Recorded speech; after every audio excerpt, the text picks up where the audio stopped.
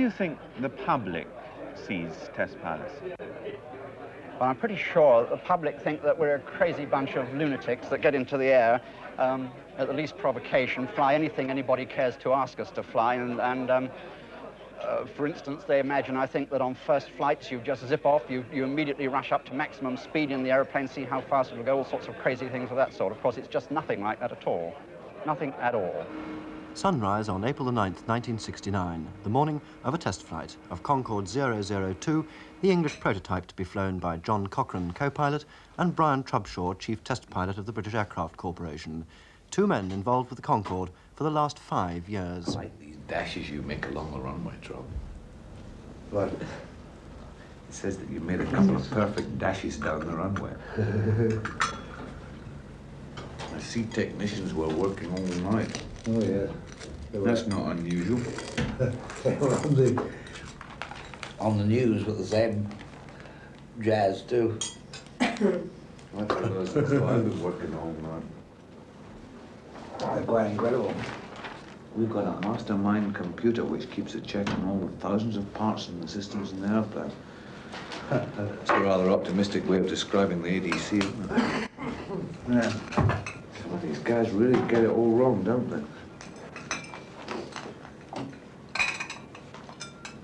How do you feel now about the fact that at long last this plane is off the drawing board, going to go into the air, and the fact that you are now going to be able to get out of an office seat and into the pilot's seat and test it and fly it for the next couple of days? Relief. Why? It's been a long, hard grind getting this thing to this point. It's not an easy airplane. It's not easy working on an international basis. Lots of everybody's running about behind the scenes trying to get their fingers into the pie. And it'll do everybody good when this thing flies. For Trubshaw and Cochrane, perhaps the most important and certainly the most publicised first flight of their careers. Brian Trubshaw, 45, old Wickhamist, RAF bomber pilot, test pilot for 19 years, a bachelor, now about to fly the world's most expensive prototype. Even now it wasn't certain he would fly. The day before there'd been minor faults and he intended to do one more high-speed taxi run before taking off.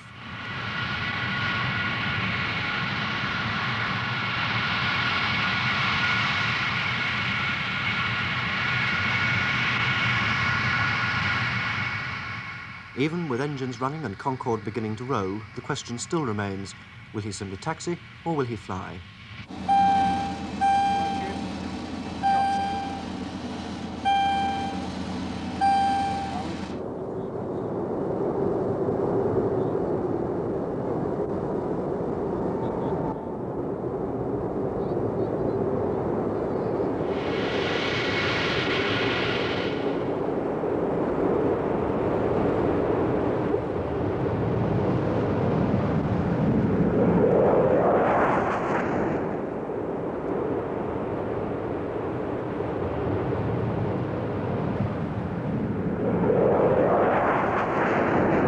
And so, on the afternoon of April the 9th, Concorde 002 flew for the first time after 7 years' development. For Brian Trubshaw, preparations began almost as long ago. A pilot must be as prepared as his aircraft. Trubshaw has spent 27 years flying, understands the need for experience, fitness, and the testing of every sort of equipment, like his new survival suit.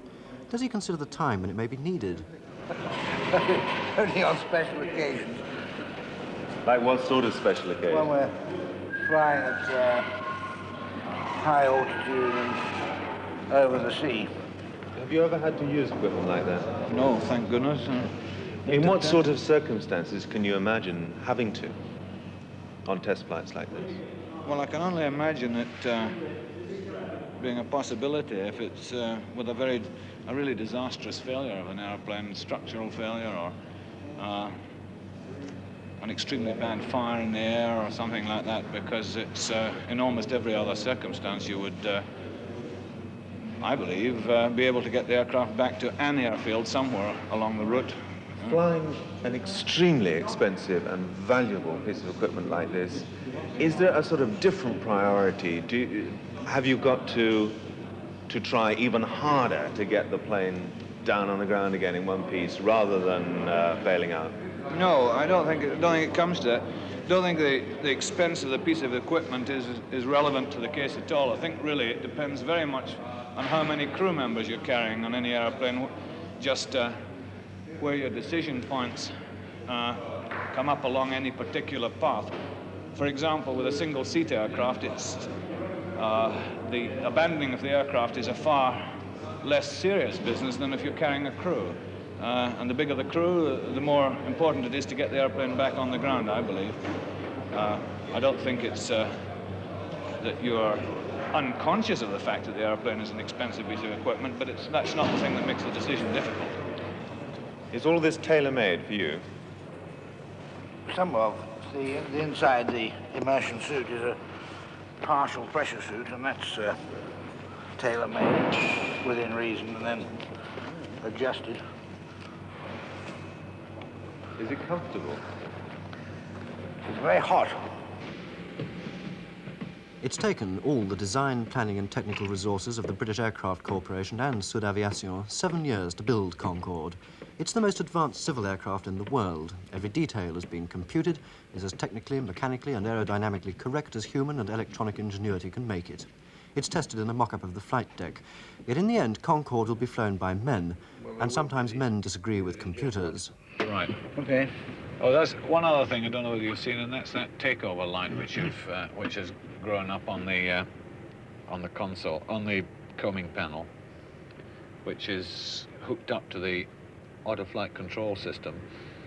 I don't know what you feel about it. I feel it's far too massive and. I think it's a daft arrangement. Yes. Put it. Yeah, you did object to the brilliant flash you're going to get from it, John. I realise it's only short duration. Yes, and I don't particularly care how long the duration is. I think setting off a flashing red light of high intensity right in the pilot's eyes at night is one of the stupidest ideas I've ever come across.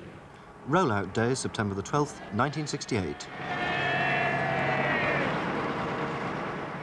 No aircraft has ever trailed such clouds of publicity or been surrounded by such political storms and financial uncertainty. The press was there, as indeed it had been at every stage of the development. When there have been no pictures to take, there have been words. Angry words about the climbing costs, the noise, the supersonic bang, about whether it could ever be a commercial proposition. Even its first public viewing caused a row.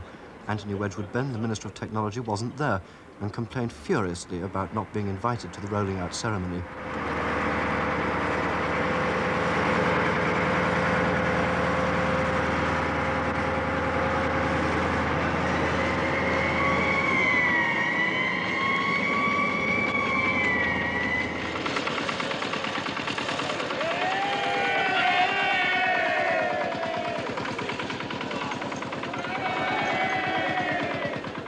But not everyone loves Concorde. An anti-Concorde campaign was started.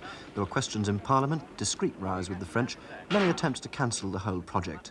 And in the middle of it all, Brian Trubshaw and John Cochrane, chosen to fly Concorde because they're good pilots and not good public performers, suddenly found themselves projected as stars, with all that involves. How does it feel to be going on board? Well, it didn't the first time, because we did go on board down in Toulouse. Is she as good as you thought she looked inside the hangar? It's the first time I've seen this particular one outside, but I think it looks very fine. What do you think it's going to be like on the first flight? I don't think it'll be different from lots of other aeroplanes. Of course, you're already quite familiar with the Concorde, having had that experience with Mr. Turckheim in France. That's right. But it's a great day for you anyway. Oh, it is. It's a great step forward. And outside on its wheels and being towed around. And a great step for the British aircraft industry as well. It is indeed. Can we go on board? Yeah. Okay. Would you turn round then before you go up? Mr. Trubshaw, would you turn round? Gentlemen, even more down, do you think? Can we come down to the platform? Onto the platform, just there, please. So we can see Concorde above your heads.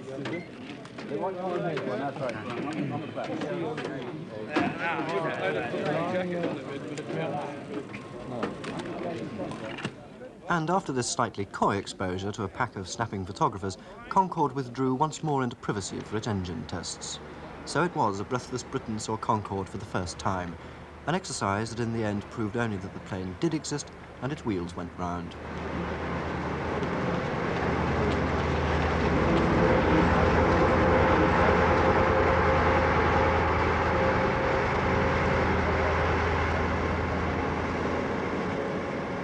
And for Brian Trubshaw, a chance to test the controls under tow at 5 miles an hour and the comfort of his seat.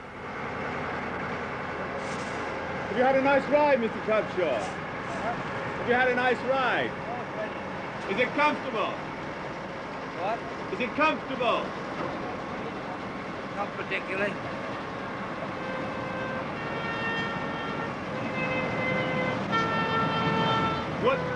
What's going on here now? I'm not too sure at all. I think they're trying to find a way of parking it on the balance.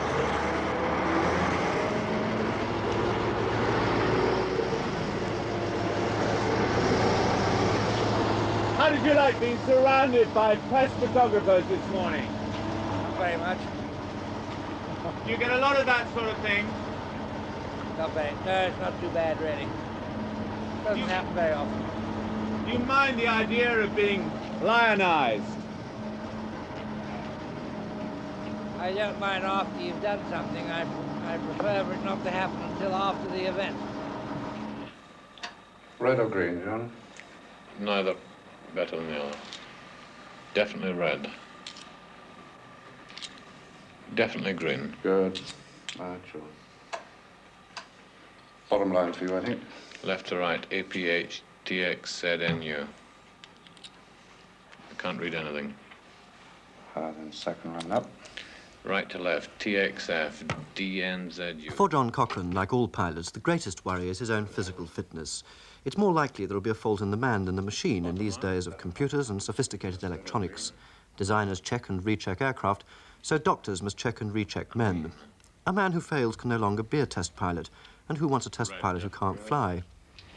Bottom line backwards, John, please. Bottom line, right to left, UNZ, XTHPA.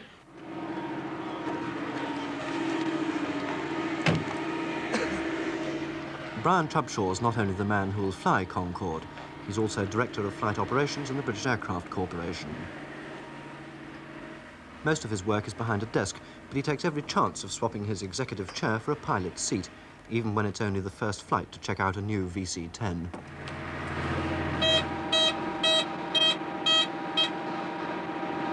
Why is it that a high-powered chief test pilot like yourself is doing what must be a routine job?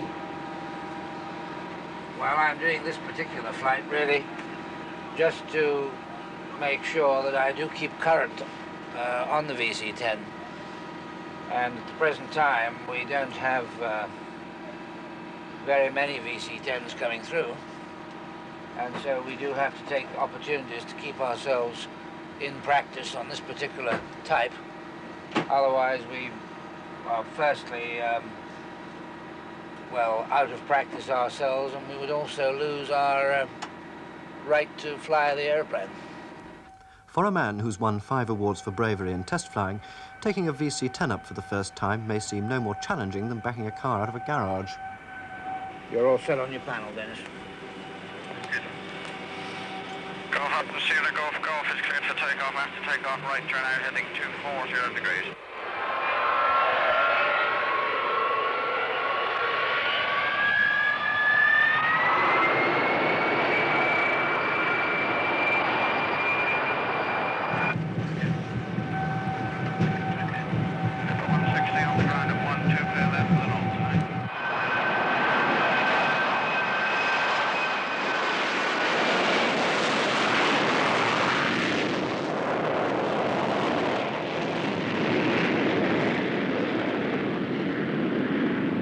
Does flying ever become a reflex action like driving a car? Would you mind repeating that? I was listening to the radio. Does flying ever become a sort of reflex action like driving a car, or are there too many things to think about, like that radio message you just had to hear? Well, it becomes part of you, but you've got to remain pretty alert all the time. Instead of getting sort of marlish about it, that's when you have an accident. Does it ever get boring, though?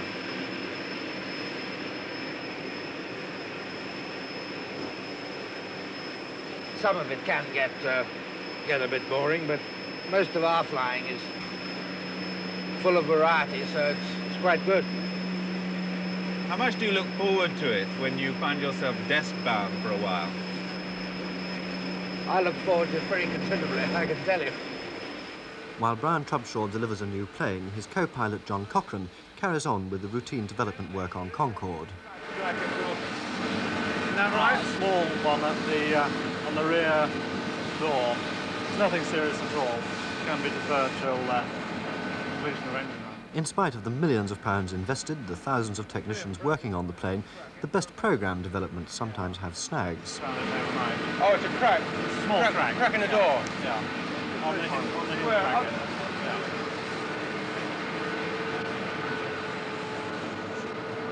Keep running along there. Oh, yeah. Is that stainless steel? Yeah.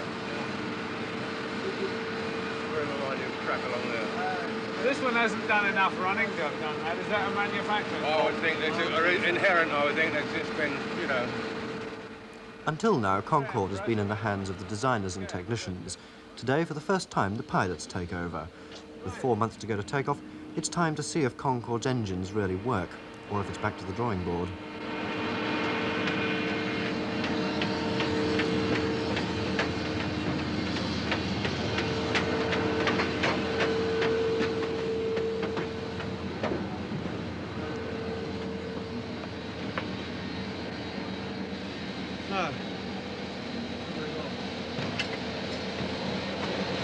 What are you actually going to do now, Mr. Cochrane?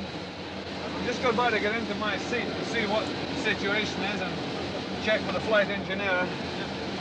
Just the state of his checks at the moment before we settle down and check intercom with the bunker and then clear the area before we start engine. So once I can get onto the flight deck and get access to my seat, then I'll be able to sit down and gather my wits about me. As far as you're concerned, what do the engine runs consist of? What sort of work do you have to do? Well, it's mostly, from our point of view, divides into two categories. The safety of the aircraft is of prime importance, because you realize you can damage an airplane during these initial ground runnings very easily. And secondly, it's a question of going through a very carefully controlled schedule, making sure that the correct indications on the flight deck and the correct recordings are achieved in the bunker.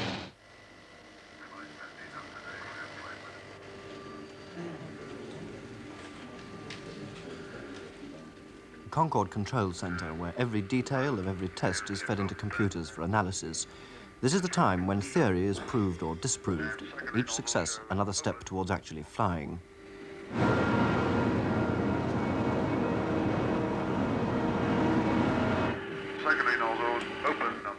Today they broke all records during ground engine runs and blew down a wall. It was a baffle wall meant to reduce the noise for the local residents. One spurt on the throttle and 50 feet of it fell down on Lovers Lane. What about the wall, Mr. Cochrane? Would that worry you at all? About the wall? No, it's not my wall, you see. No, it's as long as it's wasn't creating any problem with pieces of concrete lifting in the air and coming near the aircraft, I was quite happy. We've got it well covered with people watching there, and it just means that we've got to put a new wall up. Does that sort of thing hold you up at all, though, or make a nuisance?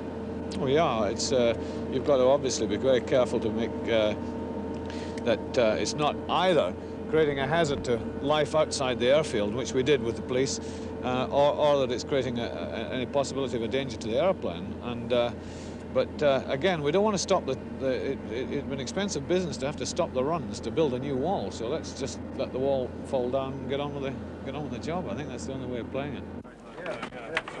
We decided to bring it. Trubshaw has worked on the development of both military and civil aircraft. He led the teams that tested the Viscount, the Vanguard and the BAC-111, and also the one that tested the VC-10. We came on a 3-engine ferry. 3-engine ferry? Yeah. Why is that? because we couldn't start them before. It's all very well being laconic about flying on 3 engines, but there have been times when all has gone very wrong indeed, as when it seemed the prototype VC-10 must crash. Yeah, well, we were conducting some stalling tests on the prototype VC-10 as part of the development and certification program. And we suffered in the course of one of these tests a structural failure to the bracket attachment to one of the 4 elevators. The elevators are the control which makes the aeroplane go up and down in pitch. And this introduced a very tremendous vibration in the aeroplane. And I must say that I thought the whole thing was going to come apart. It was quite disturbing on the flight deck. The whole aeroplane was doing this sort of business, and it was very difficult to even read any of the instruments. And it was quite clear that we had suffered some pretty major problem. So my first thoughts were really that the aeroplane would come apart, and that one was more concerned about saving the crew. What seemed after about a lifetime, I managed to get hold of the switch, operate it to switch the control off. Roy Mole, engineer on that flight. Although it's the right control surface, the fault was such that switching this particular PC off didn't stop it, and I carried on and isolated the Smithsky opposite one. At this stage, Trubby was getting the speed off. He also blew the escape door, which caused the whole aircraft to fill up with water vapor. So we just all ended up being cloud because we had a 7 pound differential on. We were told to bail out, but unfortunately nobody could get out of the seat because we were literally being shaken around like peas in a pod. Trubby managed to get the speed back, and the aircraft came out of it all right. Were you frightened on that occasion? Yes, I think I was actually probably scared stiff, but strange as it might seem, I suppose probably due to the training that you get in doing this job, one quite quickly took account of oneself and the situation, and one's only thoughts were not really directed to whether one was frightened, but what was the right thing to do. How do you like flying with Trubby? Very good indeed. I think I've got more confidence in him than any other man I've ever flown with. Why? Well, I went through the whole of this stall program, in which Trubby did a tremendous amount. I suppose in all now I must be approaching 2,000 odd stalls on this aeroplane. Here's a man that strikes me as got command of the situation. I mean, I'm not saying the other people that I fly with are not as good. But you asked me the question what I thought of flying with him, and fair enough, I think he's a good man to fly with. The best? Yep. One of the worst test flight disasters was in 1963 when the prototype BAC 111 crashed on Salisbury Plain, killing all 7 people on board. There was a problem which arose from the aeroplane getting to what is in technical terms a very high angle of attack. And this resulted in the loss of control. The aircraft just developed a very high rate of descent at a very high incidence and continued in that regime until it hit the ground. What does that mean in layman's language? What's a very high incidence? Well, in this case, instead of, to put it simply, I think it's instead of flying in a forward direction, the aircraft's flying rather like a lift. It's just coming straight down. In fact, it just hit the ground in a very, very flat attitude at very low forward speed.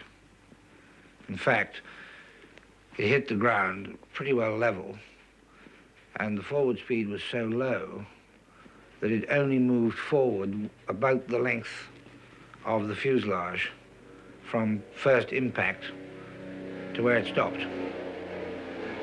And of course the rate of impact with the ground was very high. Fuel tanks obviously ruptured and this type of thing, and the airplane caught fire and was completely burnt out. How much does it disturb you when this sort of thing happens, especially to your colleagues? Well, it upset everybody here tremendously because we lost some particularly fine people in that accident. They were fine people as men, and they were also fine in terms of their technical ability. And it left a very great gap, both in our organizational standpoint, and also we lost a lot of very good friends. For Trubshaw and Cochrane, a break in the preparation to fly 002 and a trip to Toulouse for the first flight of 001, the twin prototype Concorde built by Sud Aviation.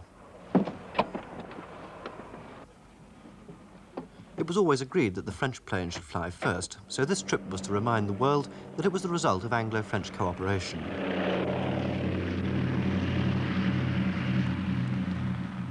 The maiden flight of Concorde was not so much a test flight as a carnival.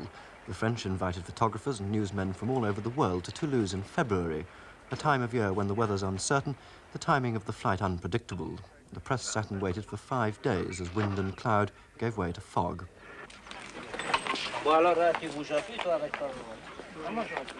If it was frustrating for the press, it was even more so for Trubshaw and Cochrane, who weren't even going to have the consolation of flying. The nearest they did come to flying was a training spell in the fearfully expensive simulator of the Concorde flight deck. One of the many irritations of the project is that there's only this one simulator, and it's the Englishmen who have to go backwards and forwards.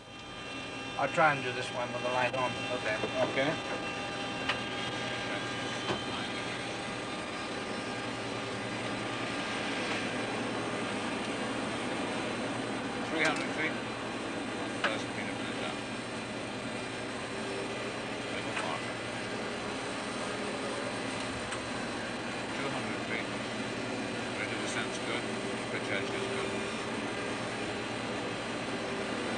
Coming through 50 feet. You're perfect on attitude.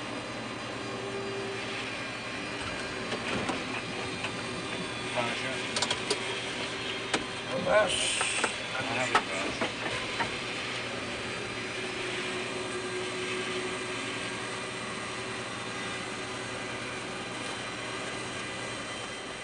After some routine exercises, a hair-raisingly bumpy simulated landing. Not the only moment of drama they've had. Oh, we've had some terrific smash-ups. Failed to arrive on the runway. We've had a failure once of the simulator itself where the whole device finished up hard against the wall. And everybody was trapped in here for about an hour. So you have to be quite careful, actually, in this thing, with any simulator, with these motion systems. If they get a failure in the motion and you get a runaway, you can actually get quite sort of high accelerations on the individuals in here, and that's why we're strapped in, just as if we were flying. What's been the most spectacular sort of pseudo-disaster you've had in it? Well, we had one where something went wrong with the actual simulator and we spun into the middle of Toulouse. And on the visual display, it was possible to see the houses, and we landed right out in the middle of them. At last, the wind dropped, the sun shone, and the circus hit town. The test flight of a new, untried aircraft, improbably exposed to the world's cameras and best-loved British-made commentators. In service flying, that, of course, will be retracted to improve the streamlining for transonic flight. But for the purpose of this maiden flight, it will stay in the landing configuration designed to improve the forward visibility of the flight deck crew. Also, Turcar will not retract the undercarriage on this first flight.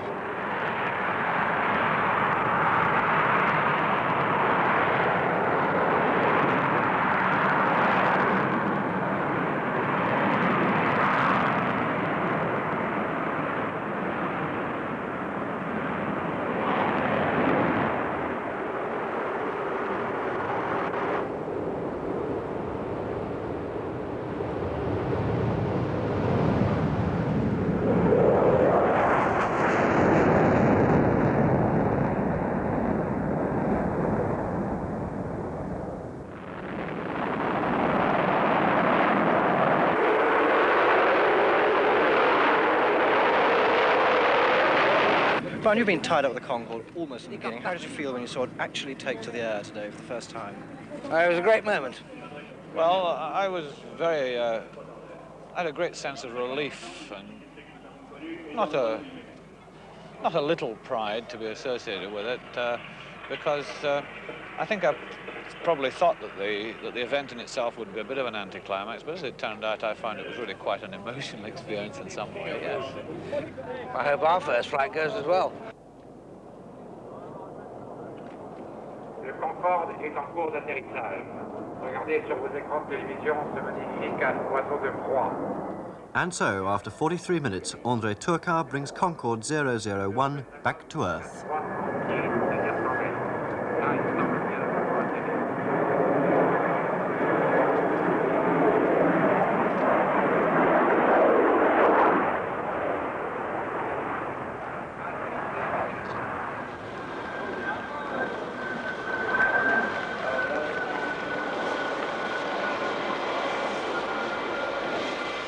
Before Brian Trubshaw, chief test pilot and an executive of the British Aircraft Corporation, at least there was a ringside seat and the consolation of a flip in the company helicopter.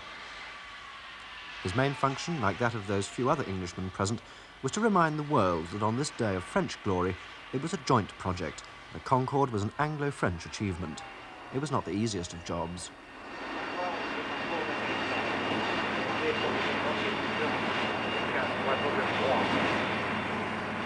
So André Turcar, with due Gallic modesty, acknowledged the plaudits of the multitudes, a Louis XIV of the supersonic age who came down from his chateau and paintings to write his name in the pages of history.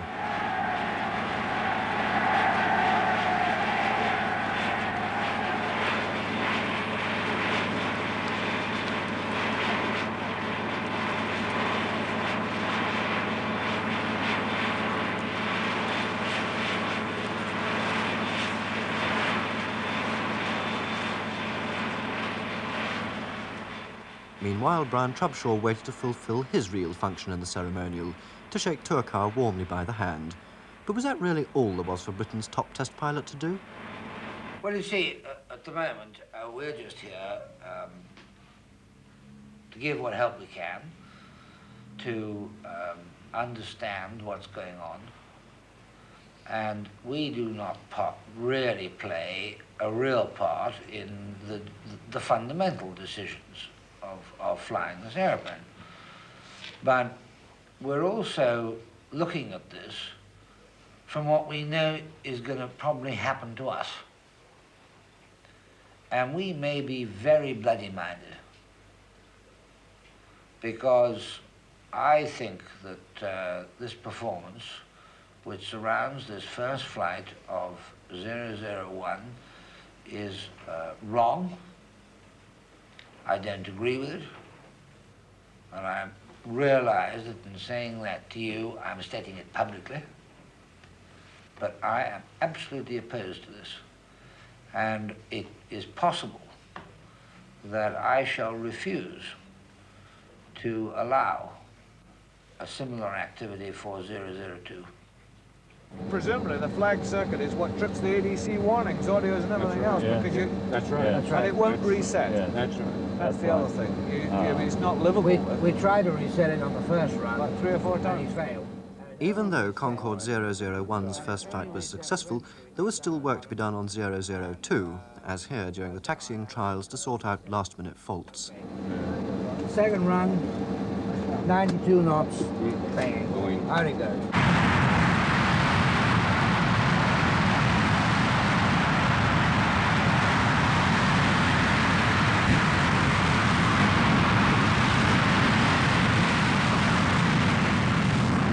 On the first trial, the warning light indicated an engine fire that existed only in a computer's imagination. On the second run, a far from imaginary tire burst.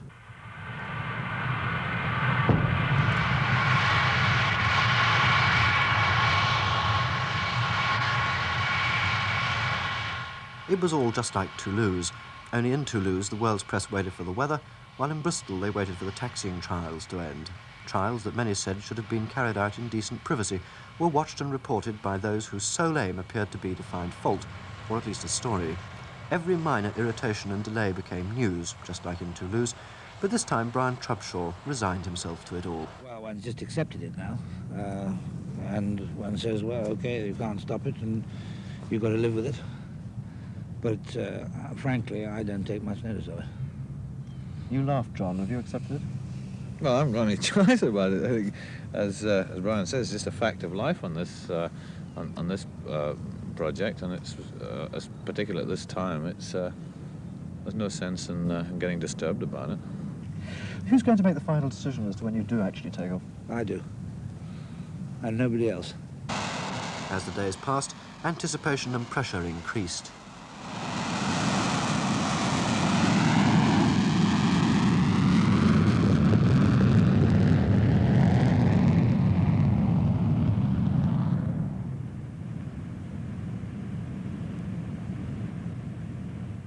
The high-speed taxiing trials saw a computer failure. Every private problem had to be solved in public, and there were times when even the phlegmatic Trubshaw needed to get away for a few hours, as he does most weekends, to a friend's farm in Surrey.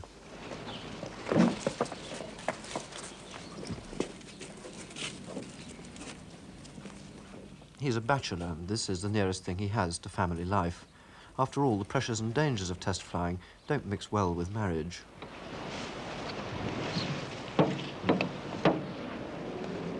Well, it all seems a very long way from flying supersonic aeroplanes to mucking out donkeys. Well, it's a different way of spending the weekend, I must say. Do you find it sort of a necessary thing to do, to unwind and get away from the strains of being a test pilot? I think it's a very good thing to get away occasionally and do something quite different and be with different people, and you don't talk about aeroplanes all the time. What do you talk about down here? Donkeys? No, not donkeys. Everything except aeroplanes.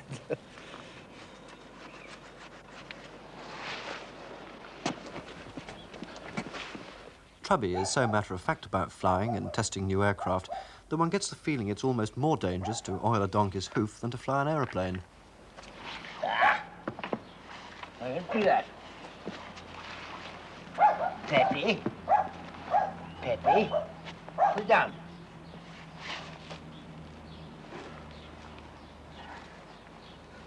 How excited, how stimulated are you when you're sitting there in a plane the first time it's going to fly and you're going to take it up for the very first time? Is this a moment when the adrenaline rate leaps up? Well, it leaps up a bit, yes. But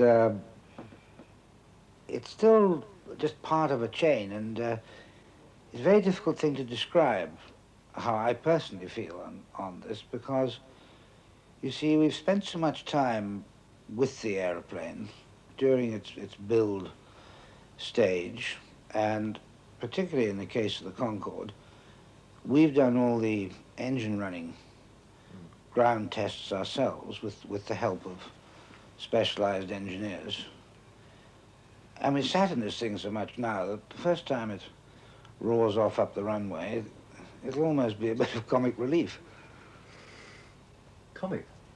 Well, I say comic because we do have our difficulties, and we're always looking for something that's a little bit more straightforward and left on our own. It sounds as if you don't worry very much about the danger. No, I don't think you can be a person who worries very much about the danger if that danger is really there anyway. You've got to have some fear. Otherwise, you're just to go at the thing like a bull-headed animal and take a lot of undue risks. So you have to be frightened on occasions. And I think some degree of fear is it's a fundamentally required quality in a test pilot. What frightens you?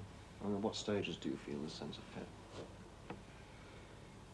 Well, I think you feel occasionally that you had a bit of a problem on a previous flight and you've got to go and re-examine it.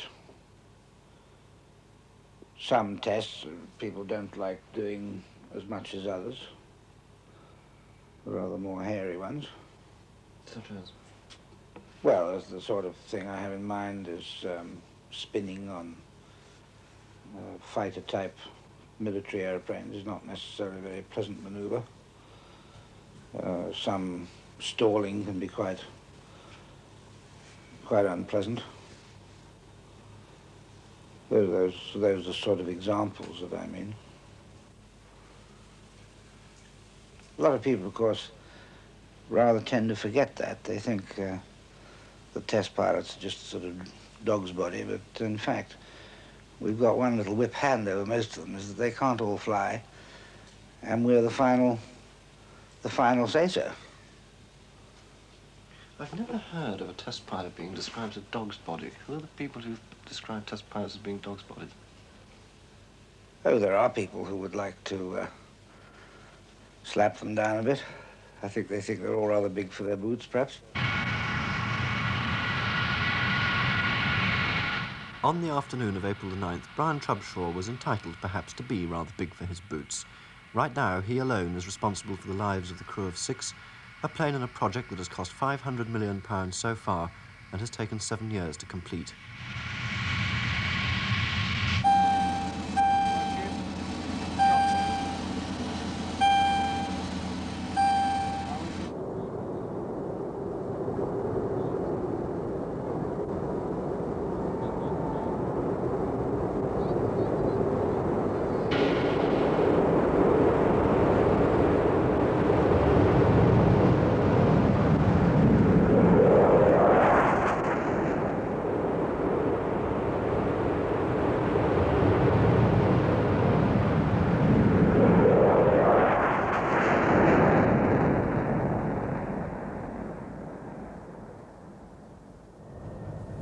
This will feed him into... 22 minutes later, Concorde 002 and Brian Trubshaw came in to land, and one last drama.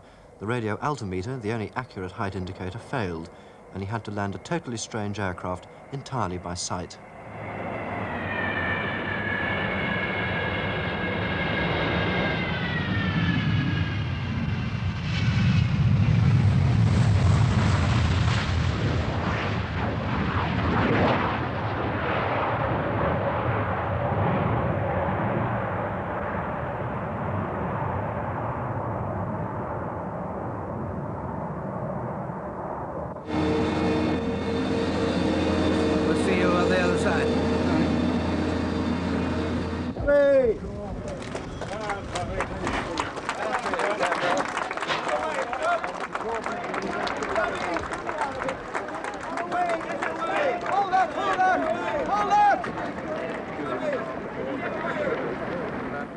Brian Trubshaw has already won 5 awards for his contribution to aviation, and even though he was never in physical danger from the photographers, the ordeal they exposed him to must almost have been worth another.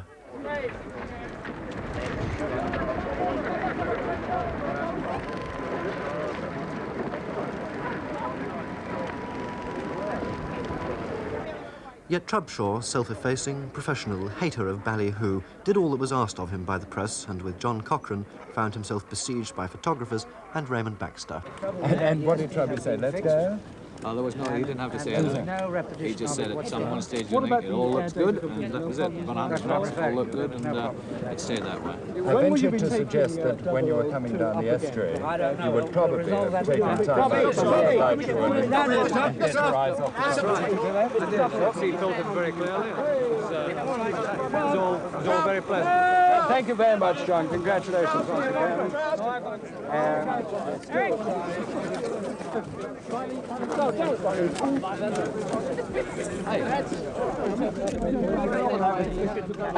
Thank you, sir. Invited. Monsieur Touquet. Monsieur Touquet. Sorry.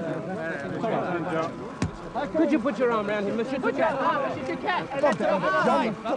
Concorde may face a stormy future. Indeed, even now it might still become an aircraft with no tomorrow, like the Brabazon and the TSR-2.